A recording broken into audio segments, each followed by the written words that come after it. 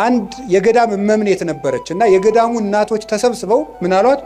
እናታችን አቤት ሰው የማይረባ ወሬ ሲያወራን ዝምን ብለው እንስማ እንዴት እናርጋል ወይ ጥለን እንሂድ። ከሰው ቤት ሄዳችሁ የሚረባ የማይረባ ምግብ በአንድ ላይ ቢያቀርቡላችሁ ምን ታደርጋላችሁ አለቻቸው። የሚመስለንን በልተን እግዚአብሔር ይስጥልን ብለን እንመጣለን አሉ። እንግዲያውስ ሰው የፈለገውን ቢለፈልፍ የሚመስላችሁን ያዙ፣ ሌላውን ለራሱ ጥላችሁ ኑ እንጂ ስሙት አለች።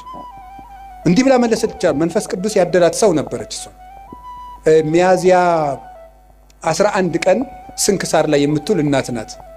እንዲህ ብላ ይመለስላቸው። ስለዚህ የእግዚአብሔር ቤተሰቦች ሰው የፈለገውን ያህል ያውራ፣ ስሙት፣ ዝም ብላችሁ አዳምጡት። ብዙ ጥበብ ሰሎሞን በመናገር ብዛት ኃጢአት ሳይኖር አይቀርም ይላል። በመናገራችን እንጂ በመስማታችን ተጉርተን አናውቅም። እግዚአብሔርን መስማት፣ የሚነገረውን ነገር መስማት፣ የሚባለውን ነገር መስማት፣ ሁሉን ነገር አስተውላችሁ መስማት ይገባል። የማዳመጥ እድል እንዲኖረን ለሚሰማ እግዚአብሔር የሚሰማዋል።